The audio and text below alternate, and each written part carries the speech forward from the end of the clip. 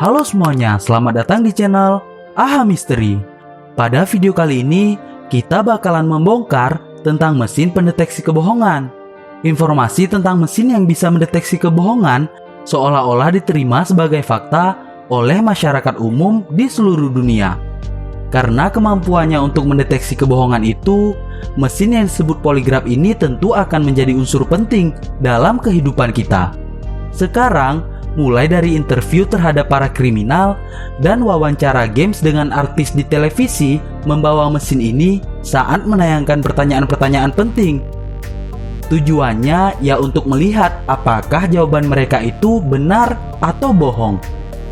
Tapi yang jadi pertanyaan, kalau memang mesin ini benar-benar bisa mendeteksi kebohongan, harusnya semua kasus kriminal bisa dipecahkan dong, ya nggak?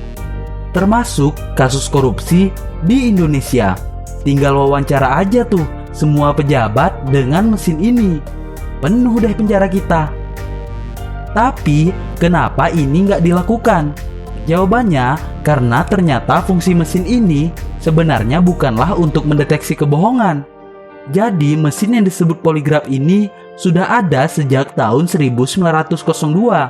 Ditemukan oleh James Mackenzie. Dan pengembangannya mulai dilakukan pada tahun 1921 hingga ada poligraf seperti sekarang. Beberapa negara maju seperti Amerika, China, dan Rusia sudah mulai menerapkan poligraf ini dalam sistem mereka. Namun, lagi-lagi kita perlu menggarisbawahi dulu bahwa cara kerja mesin ini bukanlah untuk mendeteksi seseorang itu sedang jujur atau sedang bohong, melainkan untuk mendeteksi perubahan reaksi tubuh mereka ketika diberikan pertanyaan. Jadi sebelum memakai poligraf, tubuh orang yang akan dites dipasangkan beberapa sensor untuk mendeteksi kerja dari 3 organ utama tubuh, yaitu jantung untuk melihat detak jantung serta tekanan darah subjek, paru untuk melihat fungsi pernapasannya, dan kulit untuk melihat konduktivitasnya, atau kurang lebih bahasa awamnya untuk menilai keringat yang kita keluarkan.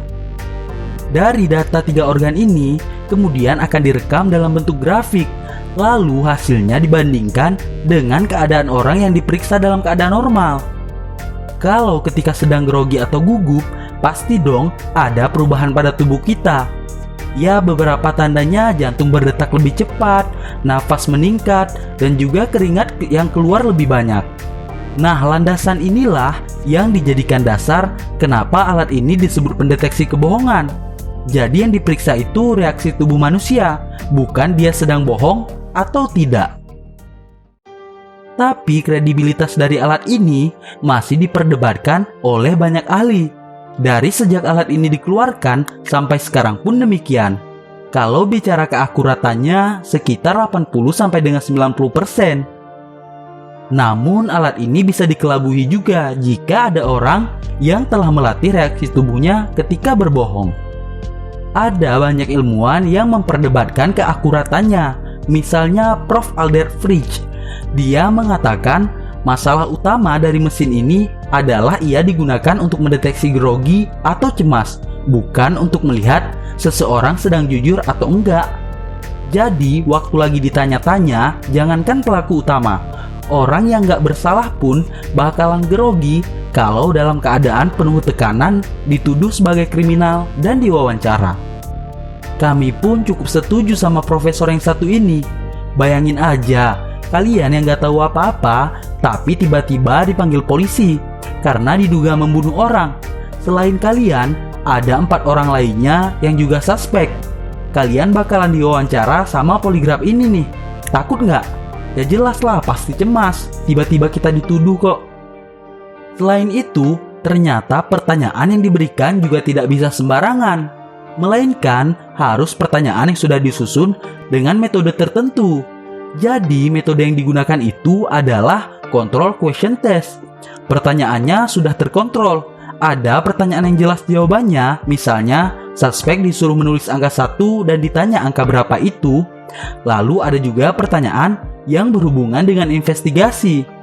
Yang banyak tidak diketahui, ternyata pertanyaan yang akan ditanyakan itu udah diketahui duluan oleh orang yang akan diperiksa. Jadi ketika investigasi berlangsung, tidak ada pertanyaan kejutan. Kenapa? Karena pertanyaan kejutan tentunya akan membuat tubuh bereaksi berbeda, di mana orang yang ditanya pasti akan berpikir, perasaan pertanyaan ini tadi nggak ada deh. Nah, hal inilah yang dilakukan untuk meminimalisir dalam terjadinya bias ketika investigasi menggunakan poligraf. Intinya, alat ini bukan bekerja dengan cara mendeteksi seseorang jujur atau berbohong, melainkan ada nggak perubahan tubuh dari orang itu ketika ditanya pertanyaan tertentu. Siapa tahu nih, nanti dengan perkembangan yang lebih lanjut, suatu saat akan ada mesin yang benar-benar bisa mendeteksi kebohongan. Untuk video kali ini segitu aja dulu. Gimana menurut kalian? Coba kasih pendapat kalian tentang postingan ini di kolom komentar. Terima kasih udah menonton videonya sampai habis. Sampai jumpa di video berikutnya. Stay safe and stay close.